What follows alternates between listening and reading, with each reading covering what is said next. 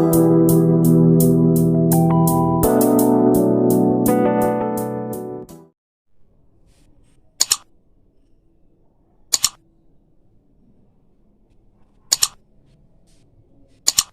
बेटा, देखिए आज हम लोग न्यूक्लियाई चैप्टर में स्टार्ट करने जा रहे हैं न्यूक्लियर फ्यूजन।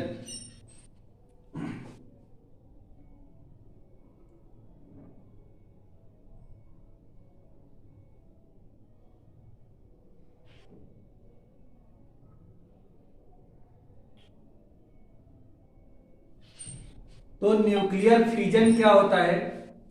फ्यूजन का मतलब होता है ब्रेक होना। इसका मतलब ये होता है कि न्यूक्लियर फ्यूजन में कोई जो हेवी न्यूक्लियस होते हैं वह दो या दो से ज्यादा लाइटर न्यूक्लियस में क्या होते हैं, ब्रेक हो जाते हैं, टूट जाते हैं और उसमें से एक लॉट ऑफ एनर्जी क्या होती है, रिलीज होती है। ठीक है, तो इस प्रोसेस को हम लोग क्या बोलते हैं, न्यूक्लियर फ्यूजन कहते हैं। तो इसकी डेफिनेशन में हम लोग इस तरह से लिख सकते हैं, nuclear fusion is a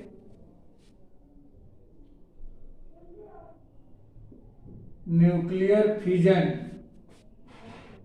is a process in which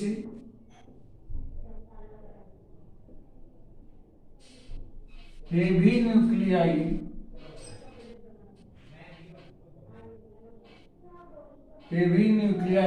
splits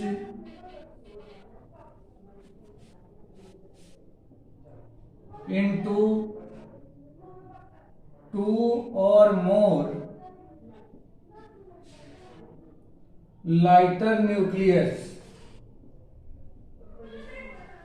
दो या दो से ज्यादा लाइटर न्यूक्लियस में क्या होते हैं, ये ब्रेक होते हैं।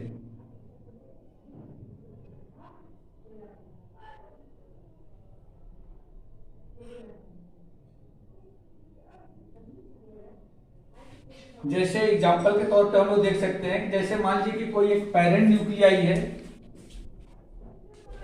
सपोज करिए कि ये कोई एक पेरेंट न्यूक्लियाई है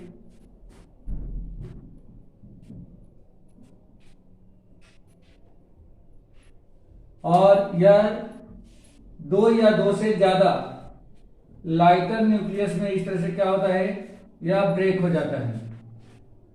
इन दोनों को हम लोग क्या बोलेंगे, ये दोनों हैं यहाँ पे daughter nuclei.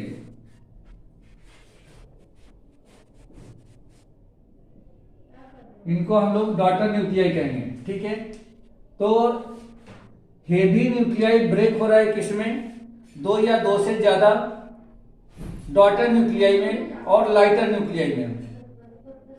Most of the fusion are binary, 4 out of 100 fusion are trinary. इसमें से ज्यादा क्या होते हैं, बाइनरी होते हैं। अगर पॉइंट वाइज लिखा जाए तो ये मान लीजिए कि फर्स्ट पॉइंट है। सेकंड में लिख सकते हैं हम लोग, most of fusion are binary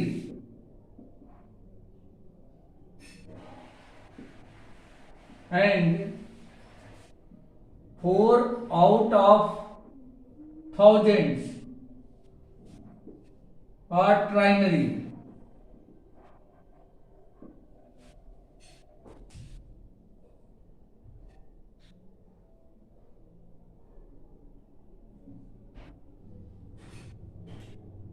इसमें डॉटर न्यूक्लियाई जो होता है यह कंपेरेबल साइज के होते हैं। जो डॉटर न्यूक्लियाई होते हैं, ये डॉटर न्यूक्लियाई कंपेरेबल साइज का मतलब क्या है कि उनका जो मास होगा वो लगभग सेम होगा। कुछ आगे पीछे हो सकता है, लेकिन यह लगभग क्या होते हैं, कंपेरेबल होते हैं। ठीक है बेटा, ये समझ में आ गया क्या? डॉटर न्यूक्लियाई आर, ठीक है बेटा।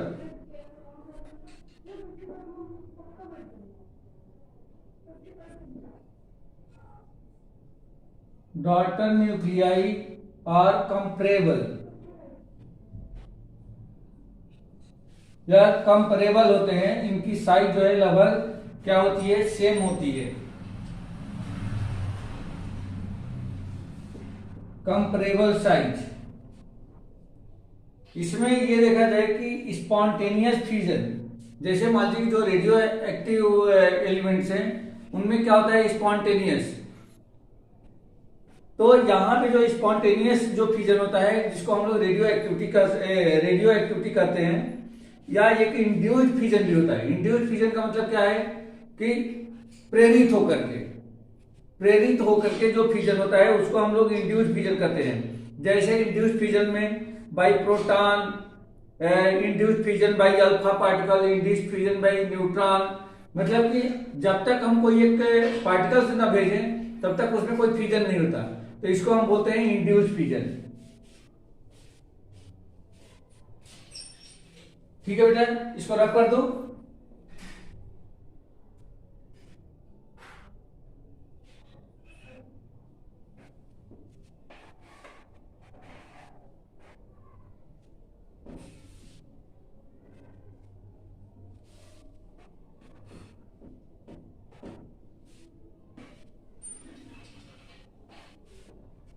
सर। हाँ बेटा बोलिए। सर ये सिलेबस कब तक खत्म हो जाएगा? ये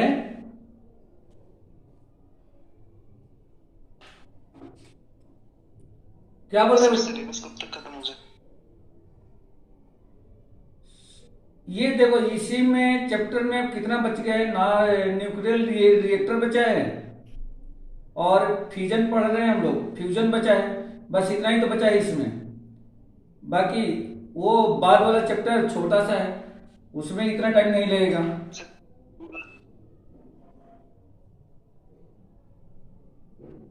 सर क्योंकि सर 5 तारीख को फिर हमारे टेस्ट है ना, मतलब ऐसे ओरल टेस्ट होते हैं ना। अच्छा अच्छा, हो जाएगा बेटा। 5 को चालू हो रहे हैं तो उसके पहले अपन कोशिश करें हो जाए, ठीक है। वो एक्चुअली वो संडे वाली क्लास मिस हो गई ना, नहीं तो ओके सर। हाँ हो जाएगी। 5 के पहले कर लेंगे बेटा। स्पॉन्टेनियस फ्यूजन,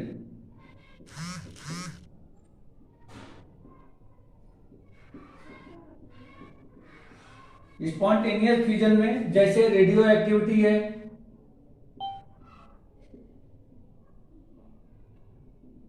रेडियो एक्टिविटी या एक रेडियो क्या है, या एक स्पॉन्टेनियस फ्यूजन है, या इस तरह से अगर हम कहें इंड्यूस्ड फ्यूजन क्या है, तभी हम लोगों ने डिस्कस ही किया था। Induced fusion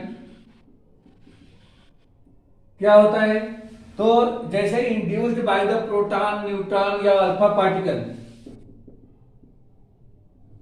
induced by proton by alpha particle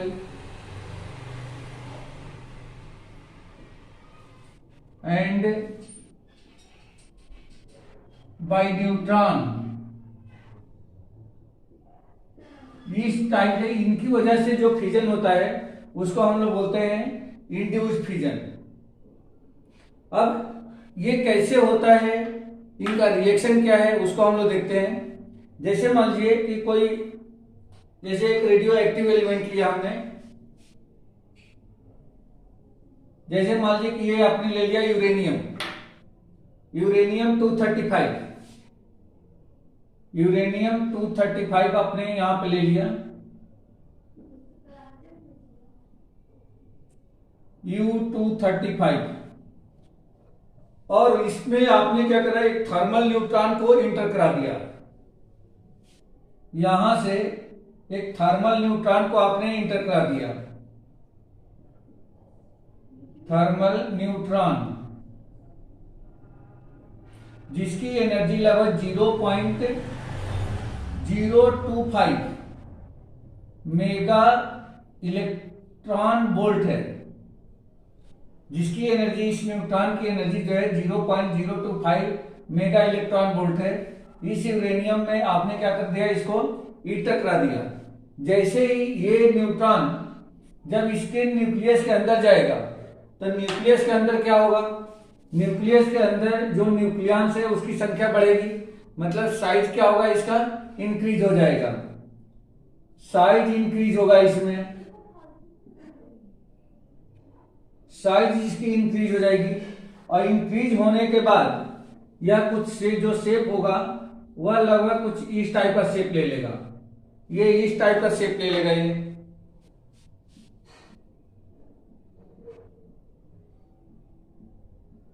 यहीं पे नहीं रुकेगा। ये एक्चुअल में इसके पास एनर्जी बहुत ज्यादा है, तो इस एनर्जी के साथ जा रहा है, तो इसके साइज को क्या करेगा, ये इसके साइज को ये बढ़ाएगा। और साथ में ये जो पोजीशन थी यह स्टेबल पोजीशन थी। क्या था, यह स्टेबल पोजीशन थी। लेकिन ये वाली जो पोजीशन है यह यूरेनियम अब कितना हो गया बेटा, यहाँ पे देखो 235 था, 1 न्यूट्रॉन इंटर हो गया, तो इसका मतलब कि इसका मास नंबर कितना हो जाएगा, 236 हो जाएगा। एक न्यूक्लियस बढ़ गया उसमें, तो इसका मतलब ये हो गया कि इसका जो मास नंबर है वह 236 हो जाएगा। और ये क्या होगा, ये जो न्यूक्लियस होगा अब ये अनस्टेबल हो जाएगा बेटा, ये अनस्टेबल हो जाएगा। अनस्टेबल होने की वजह से फिर इसके शेप में चेंजेज आएगा, और इसका शेप कुछ इस टाइप से बन जाएगा बेटा। इसका शेप कुछ इस टाइप से बन जाएगा, मतलब ये क्या होगा, लगे ये टूटने के पोजीशन में आ जाएगा। यहां से ये क्या हो जाएगा, ये टूटने की पोजीशन में आ जाएगा, और फिर यहां से ये ब्रेक हो जाएगा, और ब्रेक होकर के ये कुछ इस तरीके के शेप में आ जाएंगे बेटा। ये यहां से ब्रेक हो जाएंगे, और ब्रेक होने पर जो सबसे इंपॉर्टेंट चीज है वो क्या होगी कि यहां से जैसे आपने 1 न्यूट्रॉन को इसमें इंटर कराया था, लेकिन जैसे ही ये ब्रेक होता है यहां से 3 न्यूट्रॉन्स क्या होंगे, ये रिलीज हो जाएंगे बेटा। यहां पे 3 न्यूट्रॉन बाहर निकल जाएंगे, 3 न्यूट्रॉन्स, ये 3 न्यूट्रॉन्स यहां से क्या होंगे, रिलीज होंगे। और ये जो बनेगा इसी को हम लोग क्या बोलेंगे, daughter nuclei.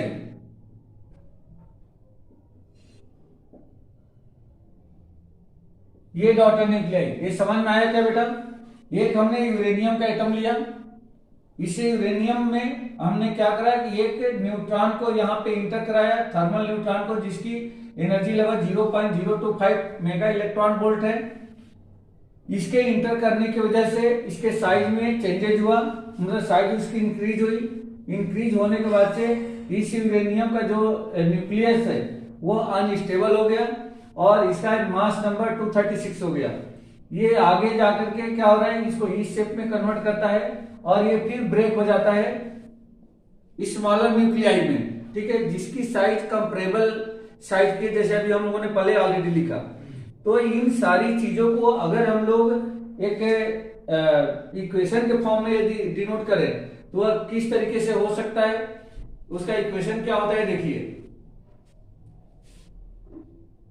Okay Jayesh, Rajdeep,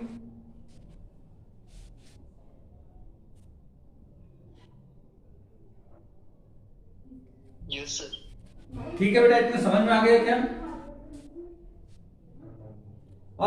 अब इसका मैं रिएक्शन बताने जा रहा हूं कि रिएक्शन कैसे इसको लिखते हैं।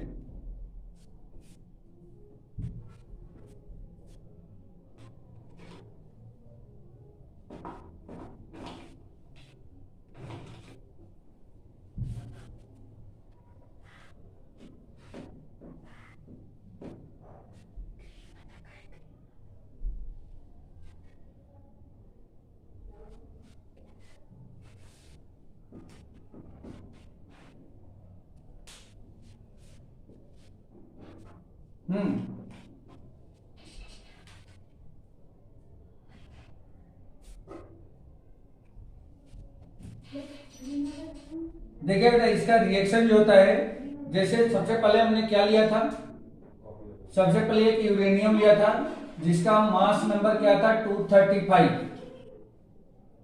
और इसका एटॉमिक नंबर 92। हमने यहाँ पे आपने देखा कि एक न्यूट्रॉन को इसमें इंटर कराया था, न्यूट्रॉन का चार्ज 0 और मास नंबर 1।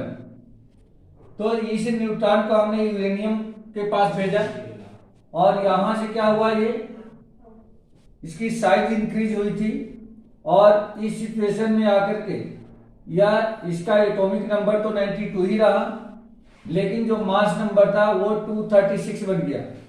और ये जो न्यूक्लियस है इसकी न्यूक्लियस क्या हो गई, अनस्टेबल हो गई, अनस्टेबल। तो ये पहली सिचुएशन है जो अभी हमने डायग्राम के थ्रू एक दिखाया था। अब ये जो 236 है, यूरेनियम 236, ये स्प्लिट हुआ, यूरेनियम 236 92 ये स्प्लिट हुआ।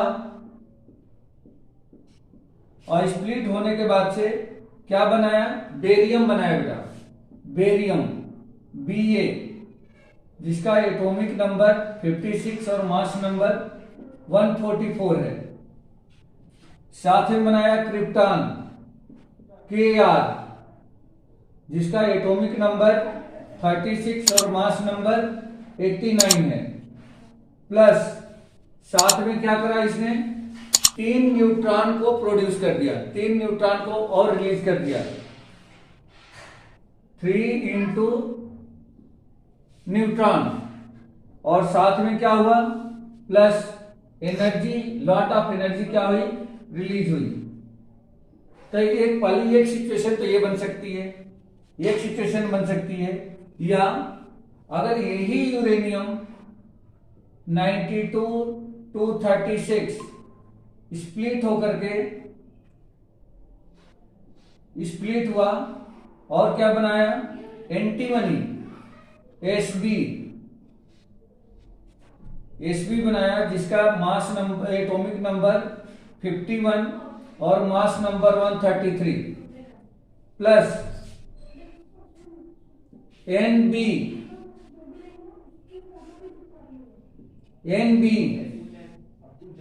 देखना ये किसका सिंबल है, शायद इनिडियम या ऐसा कुछ है बेटा, ये देखना जरा इसको क्या है, एनबी, जिसका मास नंबर 41 और एटॉमिक नंबर 41 और मास नंबर 99 है।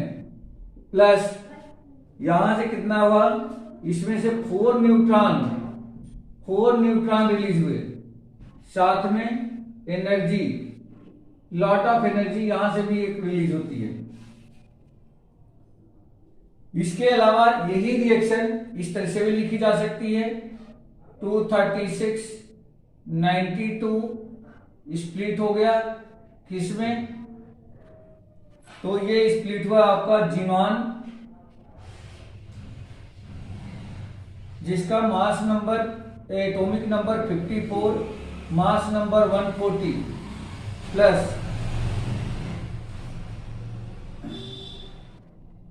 SR 38 and 99। प्लस यहां पे जो न्यूट्रॉन रिलीज हो रहे हैं वो 2 न्यूट्रॉन ये रिलीज करेगा, प्लस में एनर्जी। तो बेटा ये जैसे हम लोग देख रहे हैं कि पहली रिएक्शन में 3 न्यूट्रॉन रिलीज हो रहे हैं, दूसरे में 4 न्यूट्रॉन, तीसरे में 2 न्यूट्रॉन। तो ये जो न्यूट्रॉन रिलीज होते हैं, तो जैसे मान लीजिए कि पहले यूरेनियम का एक एटम से 3 न्यूट्रॉन, मतलब 1 न्यूट्रॉन हमने सेंड किया, वो 3 न्यूट्रॉन वहां से निकले, वो 3 न्यूट्रॉन क्या हुए, फिर गए उस यूरेनियम के 3 एटम पे स्ट्राइक किए, और फिर वहां से क्या हुआ, वहां से फिर तीनों एटम से अलग अलग 3 न्यूट्रॉन फिर रिलीज हुए। तो इस तरीके देख रहे हैं कि आप 1 के बाद 3, 3 के बाद 9, 9 के बाद 27, मतलब इस तरीके से ज्योमेट्रिक प्रोग्रेशन जैसे क्या हो रहा है, ये बढ़ते जा रहे हैं। समझ में आया बेटा, ये रिएक्शन समझ में आ गई क्या आप लोगों को? जयेश, राजदीप, ठीक है। और हाँ बेटा बोलो बोलो बोलो। सर क्लियर नहीं दिख रहा।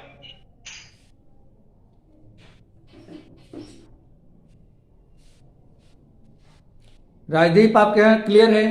क्लियर ही नहीं दिख रहा है सर। राजदीप,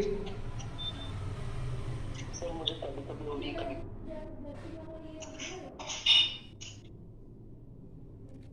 क्या मेरे साइड से प्रॉब्लम है क्या?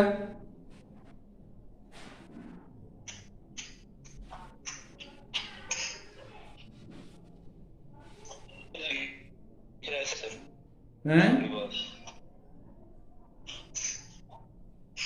सर ब्लर दिख रहा है और आवाज भी कट रही है सर आपकी।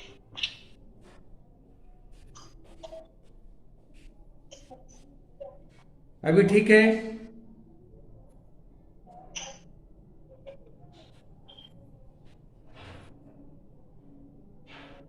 सर सेम ही है सर, वो ब्लर ही मतलब पिक्सल अच्छे नहीं दिख रहे सर, वो पूरे पिक्सल फट रहे हैं। बीच में 1-2 मिनट के लिए सही होता है, फिर वापस बिगड़ जाता है, तो समझ में नहीं आता सर क्या पढ़ा रहे हैं आप।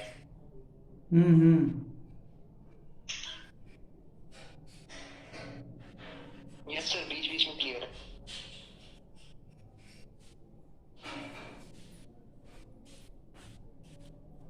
हाँ सर अभी क्लियर दिख रहा है। ठीक है बेटा।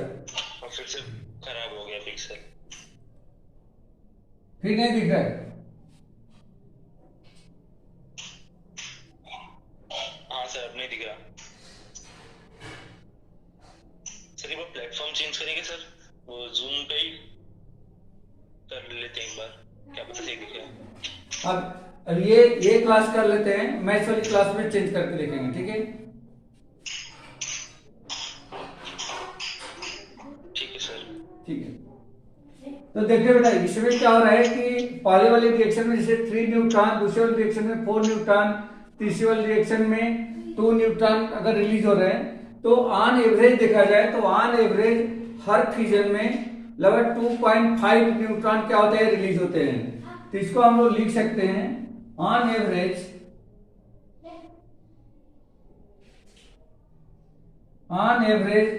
2.5 neutrons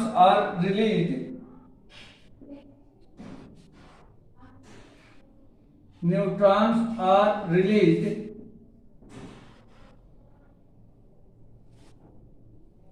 per fusion of 235 uranium per fusion of 235 uranium. ठीक है बेटा, मतलब 235 यूरेनियम के पर फ्यूजन से लगभग 2.5 न्यूट्रॉन क्या होते हैं, रिलीज होते हैं। लेकिन ऐसा नहीं होगा, 2.5 कैसे हो गए? ये एक एवरेज है। ऑलरेडी इलेक्ट्रॉन न्यूट्रॉन तो कैसे रिलीज हो रहे हैं, या तो 3 हो रहा है, 4 हो रहा है, या 2 हो रहा है, इस तरीके से हो रहे हैं। लेकिन अगर एवरेज देखा जाए तो 2.5 न्यूट्रॉन पर फ्यूजन क्या हो रहे हैं, इसमें से रिलीज हो रहे हैं।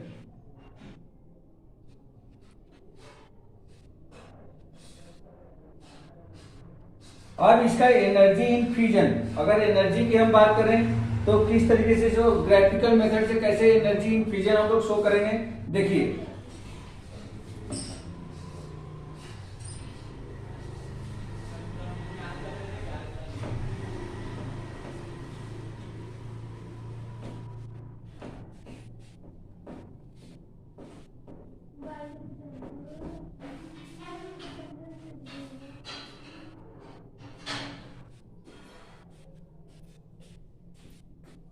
एनर्जी इन फ्यूजन, अगर इसका ग्राफ बनाया जाए तो ग्राफ कुछ ऐसा दिखेगा।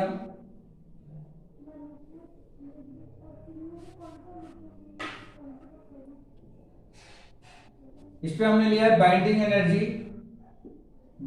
एनर्जी इस पे लिया है, और यहां पे मास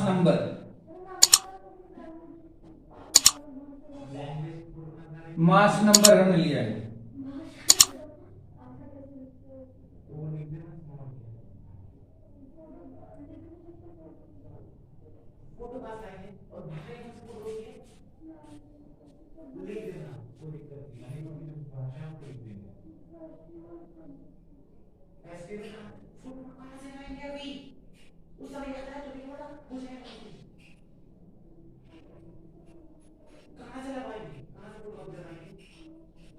इस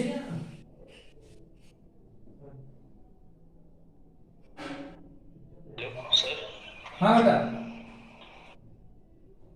इस पोजीशन में क्या बेटा? सर अभी आपके यहाँ से ब्लर हो रहा है। अभी आपके यहाँ से ब्लर हो रहा है। हाँ ठीक है, हाँ सर क्लियर है।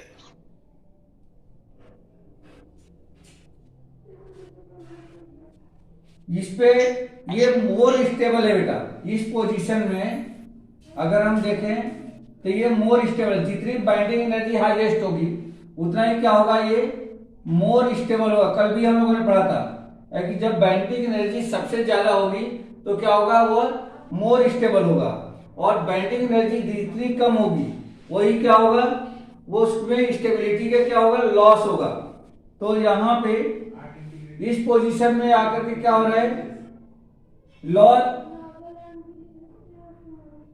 लॉस ऑफ स्टेबिलिटी, यानी कि लो स्टेबल है। यहाँ पे क्या है, लो स्टेबल है, लो स्टेबल है यहाँ पे। तो इस तरीके से अगर इसको फाइंड किया जाए तो जैसे जैसे मास नंबर बढ़ रहा है, जैसे जैसे मास नंबर बढ़ रहा है उसकी स्टेबिलिटी क्या हो रही है, डिक्रीज हो रही है। और इस सिचुएशन में यहां आप देखें तो यहाँ पे अगर हम लोग निकाल लें इसकी बाइंडिंग एनर्जी, तो बाइंडिंग एनर्जी ये आ जाएगी, ये लगभग होती है 7.6 के आसपास होती है। और जो हाईएस्ट है वह लगभग 8.5 मेगा इलेक्ट्रॉन वोल्ट की। ये किसमें है, तो be in mega electron volt में लिखा है। बाइंडिंग एनर्जी जो है किसमें है, मेगा इलेक्ट्रॉन वोल्ट में। तो इस पोजीशन में सबसे हाईएस्ट ये बाइंडिंग एनर्जी है और यहाँ पे मोस्ट स्टेबल होगा, मतलब सबसे ज्यादा स्टेबल इस पोजीशन में होगा न्यूक्लियस। और इस पोजीशन में क्या हो जाएगा, लगभग अनस्टेबल के जैसा होगा या लो स्टेबल हो जाएगा। और यहाँ पे बाइंडिंग एनर्जी कितनी होगी, 7.6 के आसपास होगी। और इसका जो मास नंबर होगा वह लगभग 236 है। अभी हम लोगों ने देखा था कि जैसे ही 235 यूरेनियम पर जब हमने न्यूट्रॉन दिया था तो वह अनस्टेबल हो गया था और उसकी जो मास नंबर है वह 236 हो गई थी और वह अनस्टेबल हो गया था। तो जैसे जैसे यह मास नंबर बढ़ेगा वैसे वैसे क्या होते जाता है, ये अनस्टेबल होते जाता है।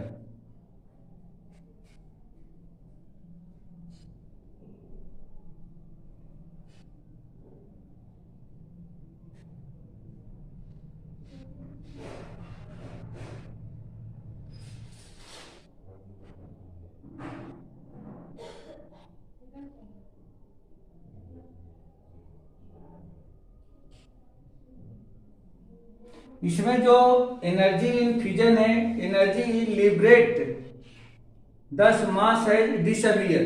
जैसे जैसे एनर्जी रिलीज होगी, एनर्जी इज लिबरेटेड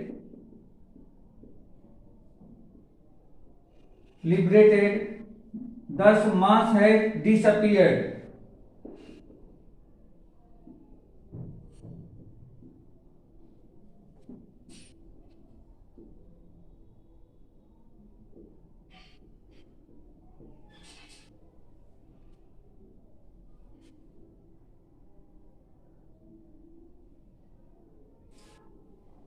तो ये एक ग्राफ था किसका, एनर्जी इन फ्यूजन में।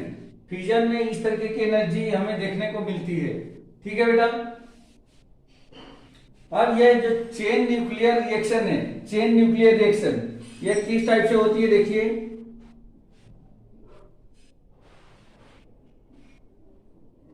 चेन न्यूक्लियर रिएक्शन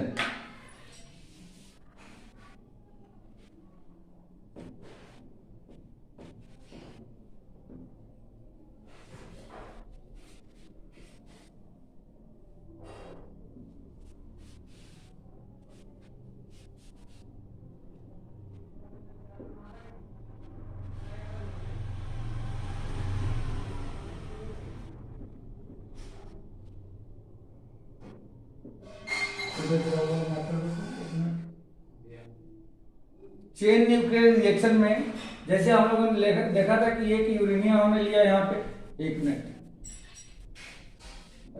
इसमें इंक डाल ब्लू। जैसे मान लो कि यहाँ पे मैंने एक यूरेनियम लिया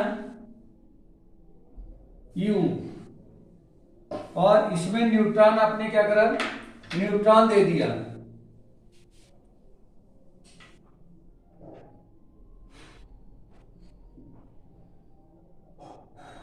न्यूट्रॉन दिया, ये कौन सा न्यूट्रॉन था, तो थर्मल न्यूट्रॉन था, थर्मल न्यूट्रॉन दिया आपने। अब यहां से ये 3 इस तरह से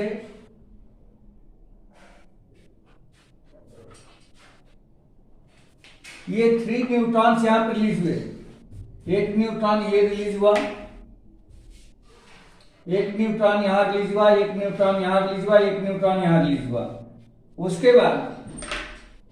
उसके बाद ये 3 इन अदर एटम से स्ट्राइक किए।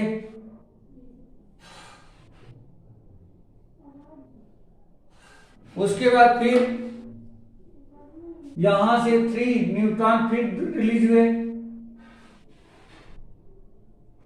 यहां भी कुछ ऐसा ही हुआ, फिर यहां भी कुछ इस तरह से हुआ।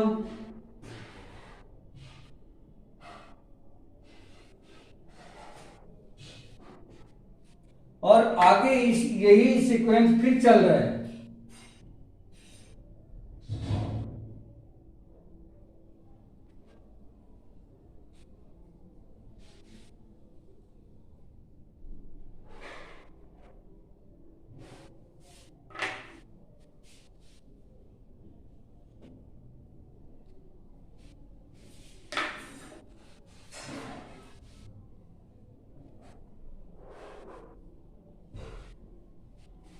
इस तरह से 3-3 के ग्रुप में ये हमेशा क्या हो रहे हैं, रिलीज होते जा रहे हैं।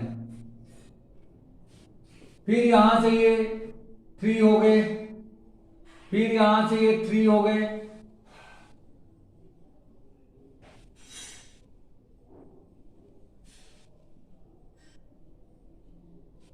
तो आप लोग देख रहे हैं कि ये किस प्रोग्रेशन में बढ़ रहा है।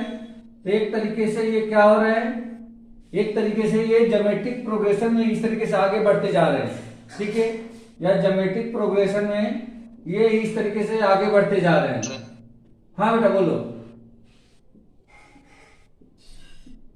बोलो बेटा।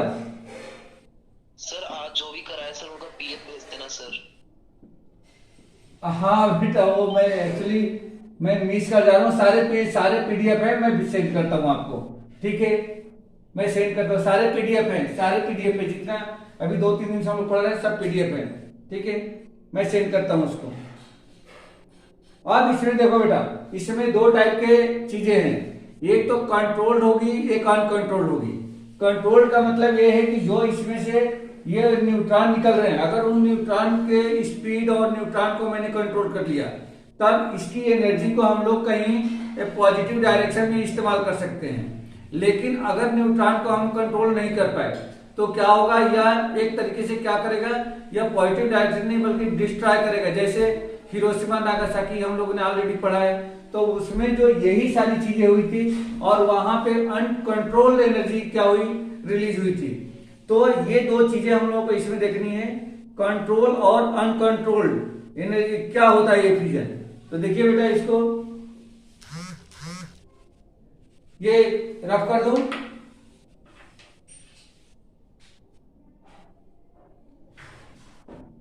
Yes sir. ठीक है,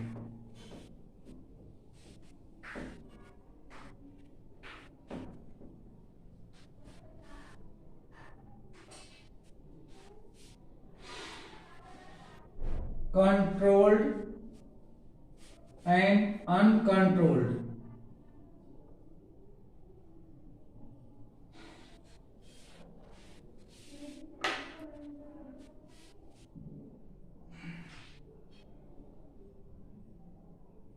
When one fusion causes more than one fusion,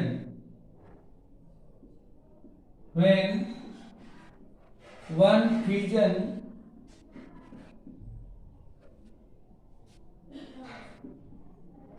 causes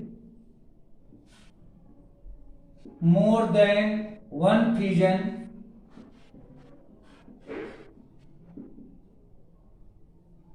इसमें क्या होती है, energy will multiple in milliseconds, then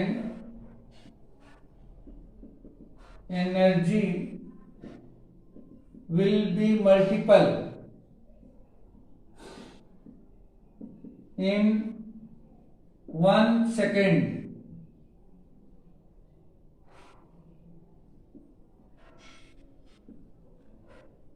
अगर ये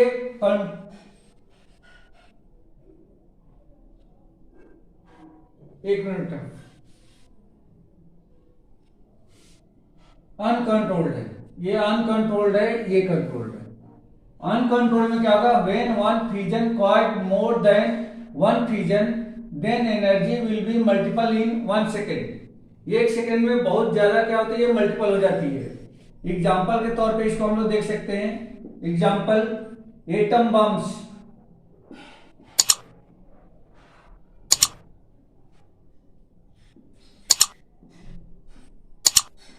एटम बम्स अगर इसकी हम बात करेंगे तो ये क्या है, एक तरीके से अनकंट्रोल्ड है, ये अनकंट्रोल्ड है।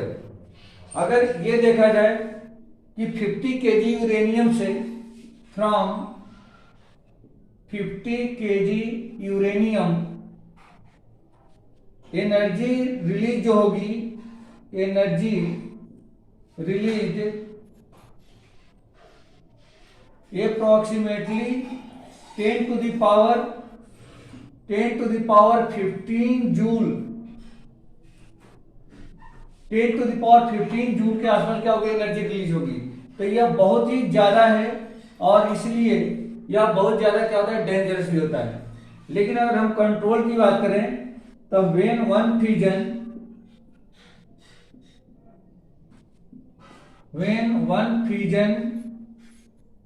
कॉजेज वन फ्यूजन,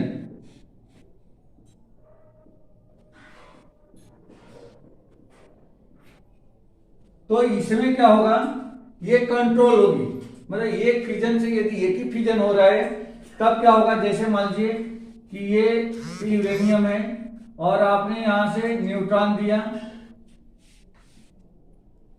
यहां से तो ये 3 निकला, ये 3 निकला, लेकिन क्या हुआ, ये दोनों यहां से क्या हो गए, ये दोनों बंद हो गए, यहां से अब ये नहीं चल रहे, सिर्फ एक से क्या हुआ, एक से फिर ये स्टार्ट हुआ, फिर यूरेनियम पे यहाँ पे न्यूट्रॉन निकला, एक ही ये दोनों न्यूट्रॉन क्या हो गए, अब ये दूसरे फ्यूजन के लिए रिस्पॉन्सिबल नहीं है, सिर्फ एक न्यूट्रॉन ही फिर फ्यूजन स्टार्ट करेगा, फिर यहां से ये 3 निकलेंगे, लेकिन ये दोनों मान लीजिए कि बंद हो गए, अब ये एक फिर यहां से स्टार्ट होगा।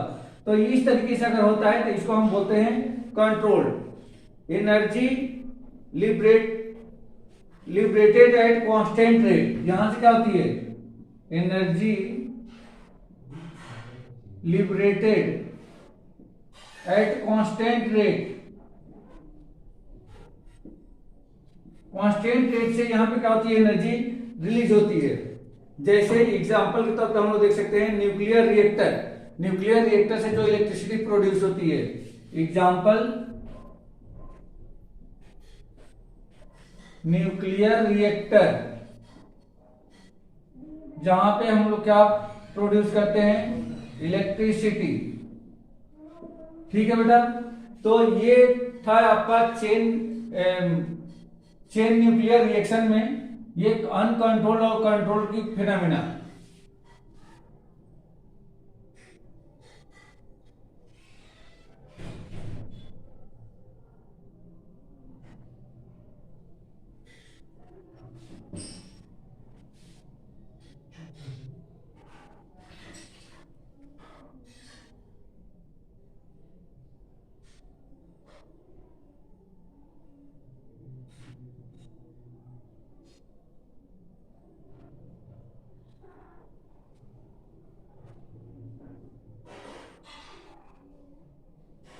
अब इसमें कुछ डिफिकल्टीज भी हैं, डिफिकल्टीज इन चेन रिएक्शन। जैसे पहली जो डिफिकल्टी है, poor concentration of the fuel का पुअर कॉन्सेंट्रेशन, नेचुरल यूरेनियम लगभग नेचुरल यूरेनियम जो है 238, यह लगभग 99.3% मिलता है, जबकि 235, तो जो 238 होता है वो एक तरीके से क्या होता है,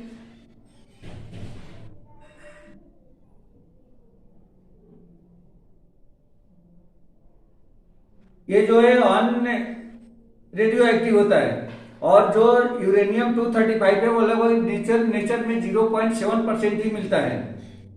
in looking natural uranium only 7 kg is fuel 235 से।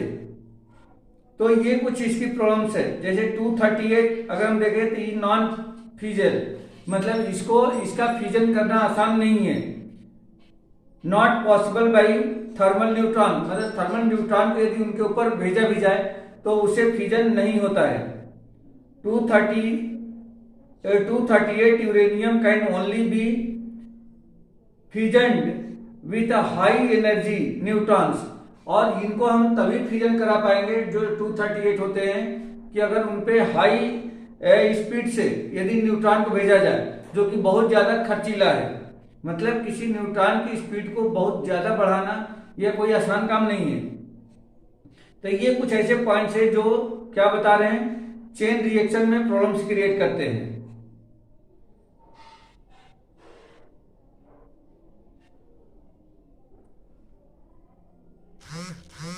ठीक है बेटा, तो ये टॉपिक आप लोगों का कंप्लीट हो गया। अब हम लोगों को पढ़ना इसमें न्यूक्लियर रिएक्टर।